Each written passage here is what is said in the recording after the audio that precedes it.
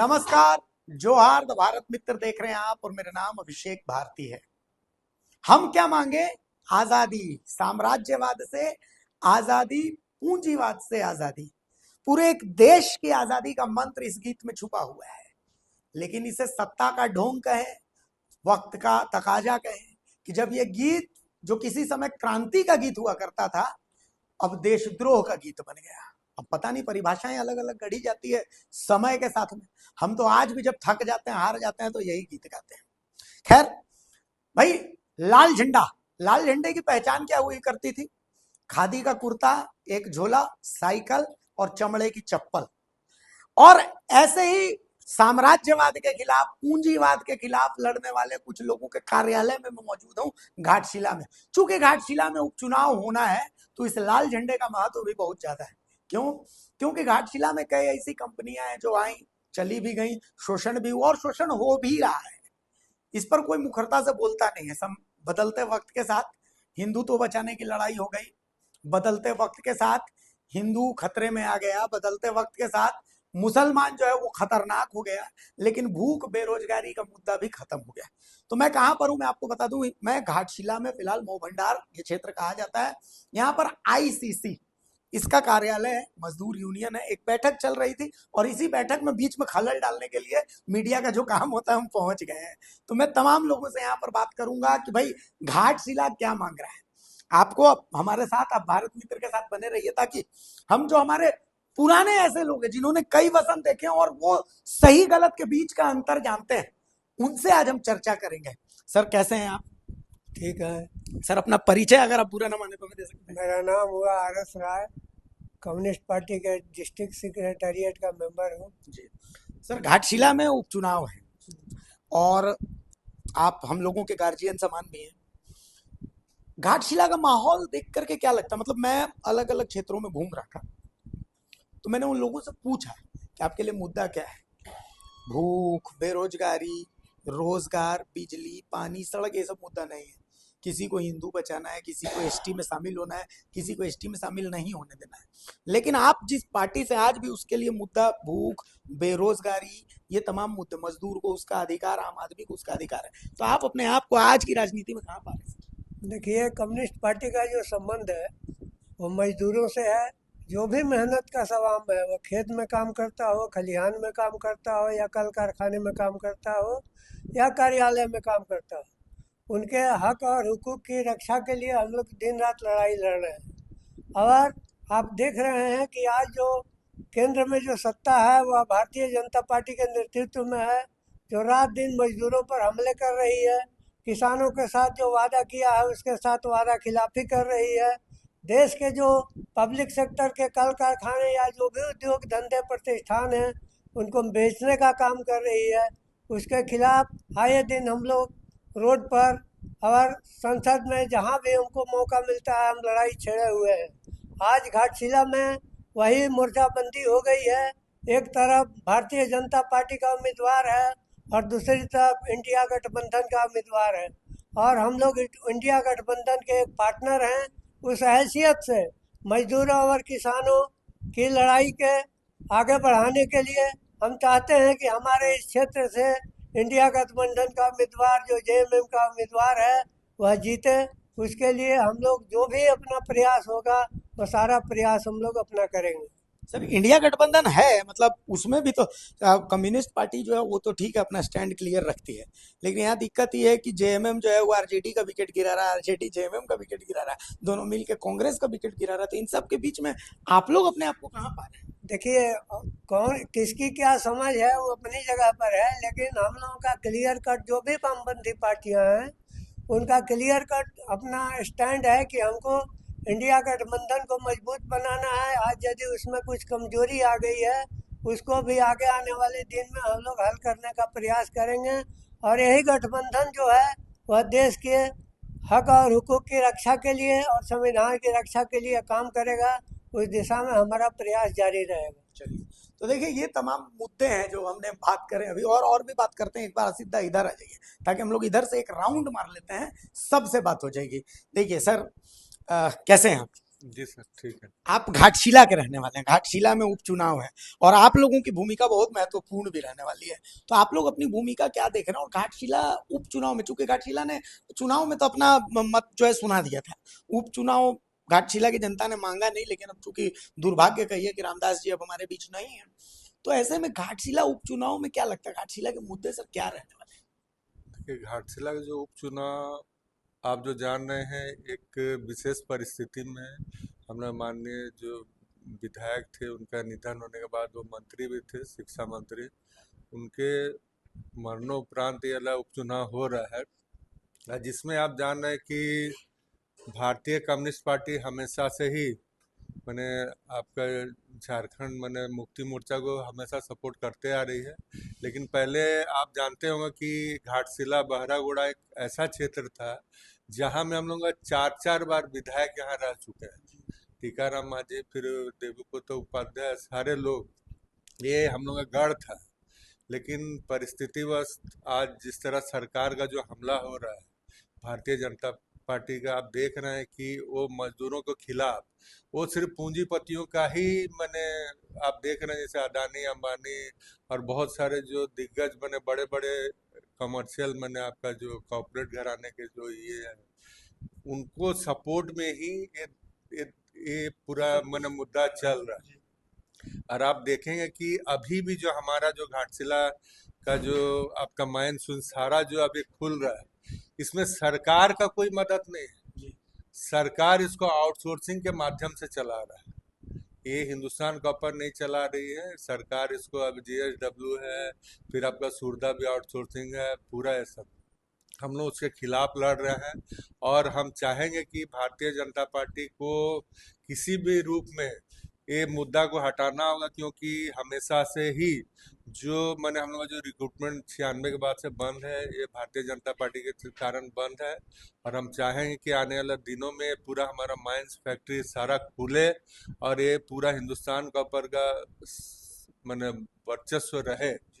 और उसी को हम लोग देखते हुए हम लोग उपचुनाव में भारतीय मैंने हमारा जो भारतीय कम्युनिस्ट पार्टी है, ये आपका मैंने हम लोग का जो सोमेश चंद्र सोरेन जी है, मैंने हमारे विधायक के जो प्रत्याशी, उनको हम लोग मैंने दिल से समर्थन कर रहे हैं। और जो भी हम लोग को उनको सहयोग देना पड़ेगा, क्योंकि ये पूरा मजदूर बेल्ट है, किसान बेल्ट है, और इसमें हमारे जितने भी कर्मचारी हैं, आज जो मैंने आप देख रहे हो कि मैंने कैसे मैंने पूरा जो हमारा जो रोजगार है ये कॉन्ट्रैक्ट के माध्यम से, तो हम लोग चाहेंगे कि उनका भी पूरा समर्थन रहेगा कि आने वाला दिन में हम लोग को यहाँ मैंने रोजगार मिले।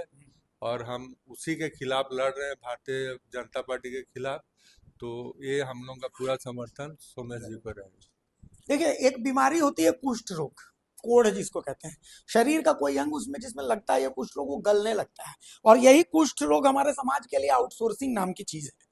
मतलब सरकार को माल कमाना है तो आउटसोर्सिंग, अगर किसी को शोषण करवाना है तो आउटसोर्सिंग। इसमें होता ही है कि सरकार भी पाक साफ बनी रहती है और आउटसोर्सिंग कंपनियां माल कमा के भी दे देती हैं, और आउटसोर्सिंग के नए नए नियम भी थोप दिए जाते हैं। और सर, आउटसोर्सिंग मतलब, मैं अभी आ रहा था, मैं जमशेदपुर से आ रहा था, तो जब मैं आ रहा था तो मैंने रास्ते में कई खदान देखे, तो मुझे लगा कि इतने खदान है तो भाई पूरा इलाका एकदम मतलब सोना ही सोना होना चाहिए फिर तो। फिर मैं जब आया, सीधा हमारे सहयोगी उन्होंने बताया कि नहीं, यहाँ हिंदुस्तान कॉपर लिमिटेड ये तो बंद हो गया है, 142 कर्मचारी है जो काम कर रहा है और बाकी सबको बंद कर दिया गया। फिर मैंने बोला तो फिर ये खदान में कैसे हो रहा, तो बोला कि वो लोगों का शोषण करके और इस तरीके से किया जाता है। तो मतलब आखिर क्या कारण है कि ये हिंदुस्तान कॉपर लिमिटेड जैसी कंपनियां ये बंद हो जाती हैं, यहीं पर से कॉपर निकाल करके दूसरी जगह चला जाता है तो वो कॉपर निकल जाता है, वो प्रॉफिट में हो जाता है, यहाँ पर यही नुकसान में हो जाता है। आखिर कारण क्या है? क्या सच में इरादा यही है कि इंसान का खून चूस लेना है, या फिर इरादा कुछ और है? देखिए, जैसा कि अभी हमारे प्रवक्ताओं ने भी कहा कि ये तो सरकार निश्चित तौर पर जो है घोर मतलब जो पूंजीवादी क्रोनिक कैपिटलिज्म जो है के चपेट में, उसके पूरे संरक्षक के रूप में हो। और रही बात जो है हिंदुस्तान कॉपर के कारखाना के बंद होने की, तो इसके कुछ और भी फैक्टर्स हैं जहाँ तक मैं जानता हूँ। ये एक्चुअली आपको पता होगा कि ये ब्रिटिश के समय से, मतलब ये आज़ादी के पहले से कारखाना है। 1930 के दशक के अगर लीजिएगा तो खदान वगैरह पूरा का इतिहास अगर आप लीजिएगा तो 28 से 30 के बीच में जब ये ब्रिटिशर्स ने इसको स्टार्ट किया था, उस वक्त इस यूनिट का नाम था इंडियन कॉपर कॉरपोरेशन। बाद में 72 में जब ये नेशनलाइज हुआ, तो अभी भी आईसीसी है, लेकिन इसका नाम हो गया इंडियन कॉपर कॉरपोरेशन से हट करके इंडियन कॉपर कॉम्प्लेक्स। और हिंदुस्तान कॉपर की इकाई के रूप में इसको जो है, जब उसको मर्ज किया गया हिंदुस्तान कॉपर में, तब से आईसीसी इकाई के रूप में 72 के रूप से चल रहा है। अब इसका कारण यह है कि मतलब जो है सिर्फ आजकल देखिए, जब से कंसेप्ट चेंज हुआ सरकार का, खास करके मैं और पहले की बात करूँगा, 92 91 के बाद जब से उदारीकरण की नीति देश में लागू हुई और विदेश से जो है जितने भी उद्योगपति थे उनको जब पूरा इनवाइट करना शुरू कर दिया, तो क्या हो गया कि विदेशी जो माल था, मतलब इंपोर्टेड जो मटेरियल, वो सस्ता कर दिया गया in the name of liberalisation. तो ये सस्ता पड़ा, उसका असर पूरे उद्योग पर पड़ा, और उस पर हमारा यहाँ उद्योग पर इसलिए ज्यादा असर पड़ा क्योंकि ये पुरानी तकनीक थी, इन्वेस्टमेंट, और उसके सामने पहला जो मतलब जो है चैलेंज जो आया वो आपको बिरला कॉपर मतलब के रूप में आया सबसे पहले 97 में। उसका उसलिए थोड़ा सा क्लियर हो जाएगा, 97 के बाद एक कॉम्पिटिटर मैदान में उतरा। दूसरा सिर्फ बिरला कॉपर ही नहीं, बहुत सारे ऐसे भी पूंजीपति थे जिनका कॉपर के बिजनेस से कोई लेना देना नहीं था। ठीक है, चूंकि इंपोर्ट सस्ता हो गया तो वो अपना 5-10 जगह पूरे इंडिया के मतलब बड़े बड़े सिटी में गोडाउन खोल लिए और सीधा कॉपर मंगा करके कॉपर ही बेचना शुरू कर दिया। दूसरा कंपटीटर हिंदुस्तान कॉपर का वो निकल गया। तो ये जो कंपटीशन बढ़ा, सरकार से ये दबाव है कि कॉस्ट ऑफ प्रोडक्शन अगर आपका नहीं है तो जरूरत नहीं है, इसको बंद कर दी। वहीं से शुरू हुआ है। फिर भी किसी भी तरह से इस पुराने प्लांट को रखते हुए भी 97 से लेकर के 2000 तक तो ये चला, 2019 तक चला। कैसे चला, क्या चला, वो सारा चीज बहुत सारे मतलब, लेकिन ये चला और कंपटीशन में खड़ा रहा। लेकिन एक लाइफ होती है हर चीज की। अब एक समय ऐसा है कि दो तरफा मतलब अटैक शुरू हुआ इस पर। एक, जब सरकार, पूरा सरकार नहीं बल्कि पूरा ग्लोबली अगर देखा जाए कि आपको चाहे गवर्नमेंट ऑर्गेनाइजेशन हो चाहे प्राइवेट हो, ये बात आई बहुत बार जनता दरबार में, बात क्वेश्चन आया कि आप बिजनेस, भाई आफ्टर ऑल अभी तो हिंदुस्तान का ऊपर ठीक है, भले ही आप गवर्नमेंट कंपनी है, but after all you are also business organisation. तो बिजनेस ऑर्गेनाइजेशन को ये हक किसने दे दिया है कि आप मतलब अपना बिजनेस कमाए पैसा और आसपास के लोगों को स्वास्थ्य खराब करें, फसल खराब करें। तो ये दूसरा फैक्टर आ गया पॉल्यूशन का। तो ये जो पॉल्यूशन रोकने के लिए, यानी सल्फ्यूरिक एसिड प्लांट जो सही तरह काम नहीं कर रहा है, तो एक तो कि मतलब जो है कॉस्ट ऑफ प्रोडक्शन कम कीजिए, मतलब आज के डेट में कॉस्ट इफेक्टिव हो। दूसरा कि ये पोल्यूशन फ्री रहे, एयर पोल्यूशन नहीं रहे, वाटर पोल्यूशन नहीं रहे, नदी में आपको पानी हो, तो नदी वाला तो खैर यहाँ नहीं था, लेकिन एयर पोल्यूशन के बहुत ज्यादा कंप्लेन थे। उस हालत में इसको बंद करना पड़ा। अब है कि इसको कैसे शुरू किया जाए। तो ये इससे पहले आप जान रहे हैं कि धीरे धीरे करके फेज्ड मैनर में सब माइंस बंद हुआ। उसके पीछे तो सरकार की नीति थी।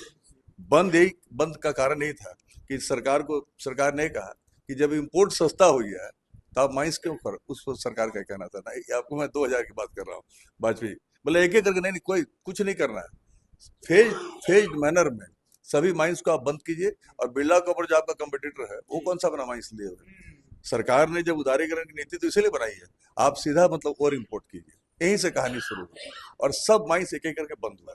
लेकिन पॉलिसी तो चेंज होती है। 5 साल बाद फिर इंपोर्ट जब थोड़ा महंगा हुआ तो उसी माइंस को खोलने का फिर प्रयास चल रहा है। तो अभी आज के दिन हम बता रहे हैं आपको कि ये पूरा बंद नहीं है, जो आपने कहा वो दूसरे रूप में चल रहा है। लेकिन आपको जो सुरदा का जो है राज्य सरकार ने दे दिया, सुरदा माइंस चल रहा है, आउटसोर्सिंग के दिन चल रहा है। केदाड़ी का भी मतलब जो आपको मतलब मिल चुका है, वो उसका भी काम शुरू हो गया है। मतलब ये प्रोडक्शन उसका जो है, चूंकि कल आपको मालूम है जो 10,000 टन जो ओर का था उसको मिलिंग के लिए भेज दिया गया, यानी आप बोलिए कि शुरुआत हो गई। राखा कॉपर का जो है जिंदल को जो मिला है तो अपना काम डिवाटरिंग का निकालने का काम, यानी आप 2 साल के अंदर आप बोल सकते हैं कि करीब करीब उस पूरे बेल्ट में राखा से लेकर के सुरदा तक कम से कम हमको लगता है कि ये चाहे ठीक है इसी के माध्यम से, लेकिन बंद था। अब सरकार की नीति हुई तो हम तो उसको बदल नहीं सकते, हम लड़ रहे हैं उसके लिए, जैसा कि मैंने कहा कि सेंट्रल लेवल। लेकिन जो है कुछ नहीं था तो कम से कम 20-25 हजार रुपए, जहाँ 60,000, 70,000, 80,000 मिलेंगे, 20-25 हजार रुपए में सही, लेकिन एम्प्लॉयमेंट तो मिल रहा है। तो अभी तो एम्प्लॉयमेंट सबसे बड़ी बात है। तो अभी वो राखा से लेकर के इस रेंज में अगले 2 साल के अंदर में मैं समझता हूँ करीब 8 से 9 हजार, कम से कम 10,000 के आसपास एम्प्लॉयमेंट मतलब यह मिलेगा वहाँ। और इस कारखाने को शुरू करने के लिए तब हम लोगों ने अभी दबाव बनाया है मैनेजमेंट पर, और मिनिस्ट्री में भी लिखा है कि आप बोल रहे थे और नहीं है तो कहाँ से चालू होगा। अब हमने आपको जो है माइंस मिनिस्टर को चिट्ठी मैं आपको दिखा सकता हूँ, मैंने पूरा डिटेल में दिया है। यूनियन की तरफ से हम लोग ऐसा नहीं, हम लोग लगातार प्रयासरत हैं। हमने यही लिखा है कि अब आपने तो इतना कुछ इन्वेस्ट नहीं किया, इसमें इन्वेस्ट कीजिए, आप इसको मॉडर्नाइज कीजिए, और जो मतलब जो है जिसके चलते ये कारखाना बंद है, तो अभी हम लोग के दबाव में अभी मेकन जो कंपनी जो कि स्टडी करके देता है, उसको मतलब जो है ये एक कंसल्टेंट के रूप में उसको अपॉइंट किया गया है। वो अपना स्टडी कर रहा है कि अगर इसमें क्या कमियां हैं और आज के डेट में इसको कैसे हम प्रॉफिटेबली चला सकते हैं, कैसे इसको हम पॉल्यूशन फ्री मतलब प्लांट के रूप में चला सकते हैं। हो सकता है कि 1-2 महीने के अंदर वो रिपोर्ट दे, और रिपोर्ट के बाद हम लोग फिर प्रबंधन पर लगातार दबाव बना रहे ताकि कारखाना भी शुरू हो, और ताकि ये पूरा जो कम से कम जो है, ठीक है पिछले रूप से जो है थोड़ा अलग ही रूप में, लेकिन कम से कम एम्प्लॉयमेंट रहे शुरू, और कुछ तो माइंस तो शुरू हो गया है। अब हमारे लिए सबसे बड़ा चैलेंजिंग कारखाना है, इसके लिए हम लोग लगे हुए हैं। देखिए इसमें दो चीज है, दो तीन फैक्टर है। एक है जैसा वो रिपोर्ट आएगा तब उसी लिए तो दिया गया ना, जो आप जो ये चूंकि ये तकनीकी, क्योंकि इसमें टेक्निकल मतलब ये है, एक ऑप्शन जैसा दिया गया है कि अगर इसी कारखाने को नया नहीं करके इसकी हम कुछ कैपेसिटी इनहेंस कर सकते हैं क्या। कैपेसिटी इनहेंस के बाद ये जो मतलब जो है सल्फ्यूरिक प्लांट से जो गैस जो मतलब बाहर जा रहा है, उस गैस को क्या अरेस्ट किया जा सकता है। अरेस्ट हमने कर लिया तो मामला खत्म, नहीं जाएगी गैस। तो ये सारा चीज है। तो दूसरा है कि थर्ड विकल्प ये है कि क्या इसको पूरा ही नया करना पड़ेगा। तो है नहीं है। तो अभी ये सारे ऑप्शंस पर बात चल रही है। अब वो क्या रिपोर्ट देता है उसके आधार पर यूनियन उस पर हम लोग जो अपने पहल हम लोग करेंगे ताकि ये शुरू होगा। तो पर्पस हमारा यही है, उद्देश्य यही है कि जो बंद है सारे इस माइंस को तो हम लोग जैसे में शुरू हो रहा है। अब हमारा अगला प्रयास है कारखाना भी शुरू हो ताकि ये फिर से कम पूरा क्षेत्र जो है, और एकमात्र चूंकि हिंदुस्तान का सबसे बड़ा ये भी दुर्भाग्य है कि चाहे सांसद रहे चाहे मतलब कोई भी रहे केंद्र सरकार, आज तक ये दुर्भाग्य है कि एम्प्लॉयमेंट के लिए इतने वर्षों से इस आईसीसी हिंदुस्तान के ऊपर की जो इकाई छोड़ के कोई मेजर इंडस्ट्री नहीं बना। इस पर जो है आज तक चर्चा नहीं हो रही है। रोड नाली और मतलब जो इसकी बात हो रही आज ये है, मैंने उसमें लिखा है चिट्ठी में कि भाई ये सबसे सुटेबल है इंडस्ट्री के लिए। क्या चाहिए? पानी सबसे बड़ा मतलब जो रिसोर्स चाहिए। स्वर्णरेखा नदी के किनारे प्लांट है, ये हमने लिखा है चिट्ठी में। एनएच से लेकर के रेलवे 3 किलोमीटर के रोज में कनेक्टिविटी है। रेल लाइन हमारे कारखाना के अंदर तक गया हुआ ट्रैक पूरा के लिए। बगल में अगर हमको आज के डेट में एक्सपोर्ट भी करना पड़े तो अगर हम मतलब जो आपको ये अगर पोर्ट का देखें तो हमने ये भी दिया है कि बगल में हमारा मतलब जो आपको हल्दिया पोर्ट है 200 किलोमीटर की दूरी में। तो आप चारों तरफ से न पानी की कमी न मतलब जो है लॉजिस्टिक मतलब अगर व्यू से हमले तो इस सारा चीज के लिए आज तो यहाँ पर सही अगर पूछिए तो बात तो ये होनी चाहिए पार्लियामेंट के अंदर कि भाई ये इतना सुटेबल प्लेस रहते हुए इसका तो सबसे बड़ा, ताकि एम्प्लॉयमेंट की जिसकी हम बात कर रहे हैं, बैकवर्डनेस की जो हम बात कर रहे हैं, अगर इंडस्ट्री का यहाँ जाल बिछ जाता है तो आज सबसे समृद्ध इलाका ये होता है और सारी समस्या जो है अपने आप सॉल्व होती है। तो इस पर ध्यान नहीं चलिए तो देखिए एक खुशखबरी भी ये है कि एम्प्लॉयमेंट जनरेशन के लिए जो बंद पड़ी हुई कंपनी है HCL का जो इकाई है जो बंद हो चुकी है उसको शुरू करने की कवायद चल रही है। और साथ ही एक सुझाव है, भाई नेगेटिव आपको लेना है राजनीति तो वो ले सकते हैं, लेकिन सुझाव ये है कि इंडस्ट्रियली सबसे फिजिबल जगह में से एक ही है। सारा इंफ्रास्ट्रक्चर आपके पास मौजूद है, इसके बावजूद अगर आप कुछ नया इन्वेंट्री यहाँ कुछ करने की कोशिश नहीं करेंगे तो आप इसको वेस्ट कर रहे हैं। सर एम्प्लॉयमेंट की बात हो गई, सारी चीजों की बात हो गई, बिजली पानी सड़क इसकी तो बात होती रहती है। आपके हिसाब से घाटशिला का कोई मुद्दा है भी कि नहीं? क्योंकि लोगों से पूछ रहे तो बोलना वैसा कोई मुद्दे नहीं। देखिए क्या है, यह जो चुनाव आया हम लोग के सामने ये दुर्भाग्यवश आ गया। अभी साल भी नहीं लगा, यहाँ को जो निर्वाचित विधायक थे स्वर्गीय रामदास सोरेन जी, उनका आकस्मिक निधन के बाद ये चुनाव हो रहा है, उपचुनाव। तो आज जो भी लोग मुद्दा खड़ा कर रहा है वो मुद्दा 8 महीना पहले भी था। अब तो जो है केवल ये देखना है कि रामदास सोरेन के प्रतिनिधि के रूप में उनका जो बड़े पुत्र हैं सोमेश चंद्र सोरेन, जिसको जेएमएम ने कैंडिडेट किया है, और हम लोग कम्युनिस्ट पार्टी से संबंधित हैं। कम्युनिस्ट पार्टी यहाँ पर जो है सो किसान मजदूर का राजनीति करती है, और यहाँ पर हमारा मऊ भंडार के बीच में मान्यता प्राप्त यूनियन है। हम लोग जो है सो समय समय पर माइंस खुलवाने के लिए, कारखाना खुलवाने के लिए आंदोलन संघर्ष करते आए हैं। इसमें हम लोगों को कम से कम माइंस का लीज के मामले में स्वर्गीय रामदास सोरेन जी का मदद रहा है। और आज हमारा राखा, केंदाडी, सुरदा तमाम माइंस शुरू होने जा रहा है, जी शुरू हो चुका है और शुरू होने जा रहा है जो बंद है। और बीजेपी जो है फूट डालो राज करो के नीति को लेकर चलने वाली पार्टी है। सबसे बड़का जो झूठ बोलेगा वो सबसे बड़का नेता बनेगा बीजेपी में। आज जो कम झूठ बोलता है वो झूठ भैया नेता बनता है।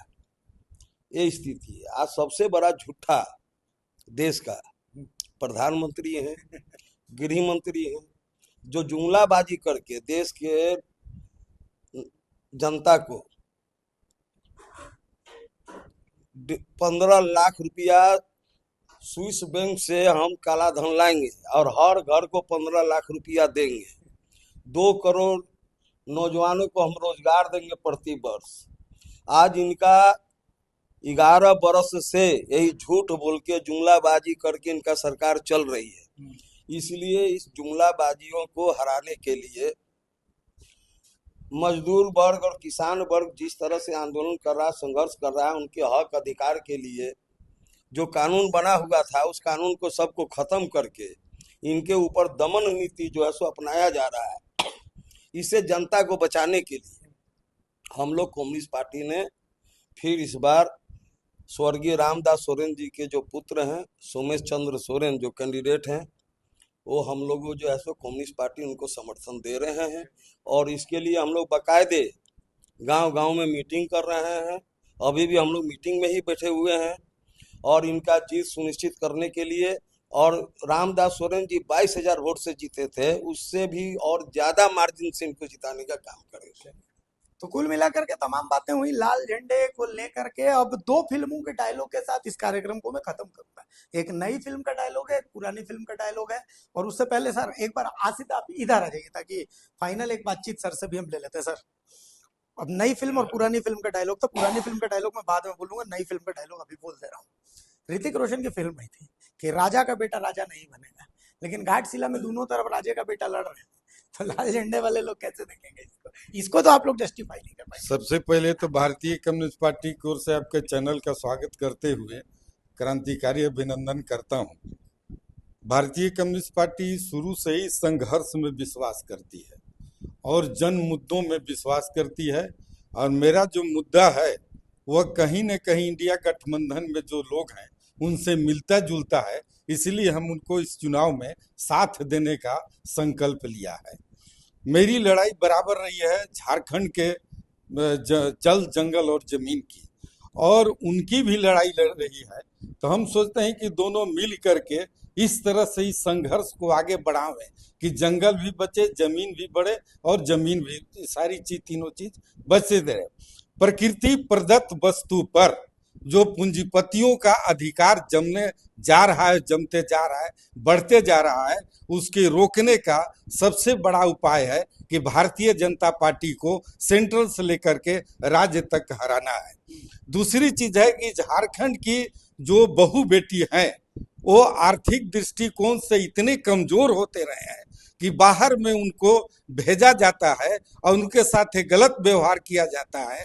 इसको रोकने के लिए हम कटिबद्ध हैं और इस चुनाव में जीतने के बाद इनके साथ इन जन मुद्दों पर लड़ेंगे। आह्वान करेंगे कि झारखंड की कोई भी बेटी बहू इस झारखंड से नहीं जाएगी और रोजगार को यहाँ पैदा करना होगा। तीसरा चीज है कि सारे वित्तीय संस्थानों पर इनको जो गिद्ध दृष्टि लगी है पब्लिक सेक्टर के ऊपर कि इनको निजीकरण किया जाए, आउटसोर्सिंग में दिया जाए। तो अगर इतना ही बड़ा फायदा है आउटसोर्सिंग से कि ये काम नहीं करते हैं, ये ठीक से ढंग से नहीं चलाते हैं, तो क्या विधानसभा और लोकसभा अगर ठीक ढंग से नहीं चल रहा है तो उनको भी क्या आउटसोर्सिंग में डाल देना चाहिए?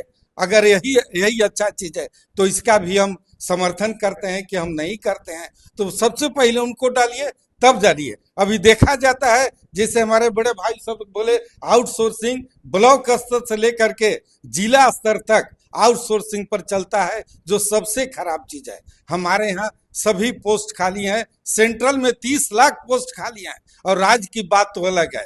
चौथी बात है कि हमारी जो झारखंड सरकार है, यह बोले थे कि 75% स्थानीय लोगों को इस रोजगार में हम रियायत देंगे, लेकिन अभी तक जो बोले ये भी नहीं कर पाए। इस आंदोलन को भी मजबूत करने के लिए हम इस चुनाव में उनके साथ में हैं। अगर इस मुद्दे पर हमारे साथ नहीं रहेंगे तो हो सकता है कि आने वाले दिन में इस चुनाव से अलग होकर के अपनी झंडा को ऊपर लहराते हुए, और हम भी 4 बार जो इस सीट से जीते हैं, अपने झंडा को बुलंद करेंगे। इस चुनाव में हम उनके साथ हैं, इंडिया गठबंधन के साथ में हैं, उनको तन मन धन से साथ देंगे, जिताएंगे। और रामदास सोरेन की सच्ची श्रद्धांजलि इसी में है सबों को, कि चुनाव में नहीं खड़ा होकर के उनको साथ देना, सच्ची और अच्छी श्रद्धांजलि। इन्हीं शब्दों के साथ अपनी वाणी को विराम देते हुए कम्युनिस्ट पार्टी का समर्थन उनको देंगे। धन्यवाद।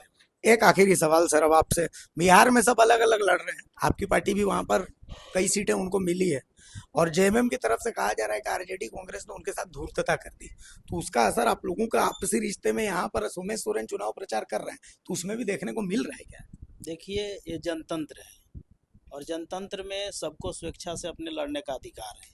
लेकिन घाटशिला का जो मुद्दा है, झारखंड का जो मुद्दा है, उसमें खास करके है, एक तरफ झारखंड को लूटने की तैयारी है और एक तरफ झारखंड को बचाने की तैयारी है। तो खास करके हम लोग जो भारतीय कम्युनिस्ट पार्टी की तरफ से जो समर्थन यहाँ दिए हैं, इसी सवाल पर दिए हैं कि घाटशिला को कैसे विकास किया जाए। और आप देखिए, जो प्रतिनिधित्व करने वाले लोग हैं, मुख्यमंत्री उप मुख्यमंत्री रहते हुए वो अपने लगे हुए हैं कि किसी भी तरह से अपने बेटे को टिकट दिला करके जिता दिया जाए। और दूसरे तरफ में एक जो रामदास सोरेन के सुपुत्र जो हुए, ये तो आकाश मृत्यु के बाद में ये सीट को बचाने की तैयारी है, जिसे बचाया जाए। तो विकास को लेकर के अगर देखा जाए, कैंडिडेट को भी आप देखेंगे आप, तो दोनों में आकाश जमीन का फर्क है। तो जनता समझ रही है कि किसको हमको यहाँ जिता करके विधानसभा में भेजना है। तो इसलिए हम लोग का खास करके स्पष्ट राय है कि भारतीय कम्युनिस्ट पार्टी ऐसे जनमानस के बीच में जनप्रतिनिधि देगा जो घाटशिला की आवाज बने। तो देखिए, अब ये नई फिल्म का डायलॉग आपको सुना दिया, तमाम बातें आपको सुना दी, और पुरानी फिल्म के उसी डायलॉग के साथ फिल्म खत्म करूंगा इस पूरे कार्यक्रम को। पुरानी फिल्म का डायलॉग था कालका फिल्म का, शत्रुघ्न सिन्हा उसमें कहते हैं कि भाई हमरी चलते रहे लड़ाई, आग न बुझने पाए भाई। तो देखिए, आग जलती रहनी चाहिए, क्योंकि आग जब तक जलती रहेगी तब तक लोकतंत्र जिंदा रहेगा, और लोकतंत्र की असली ताकत सवाल करने में है। तमाम सवाल सत्ता से यहाँ किए गए हैं, जवाब सत्ता जो जिनके पास रहेगी उनको ही देना है। नमस्कार, जोहार।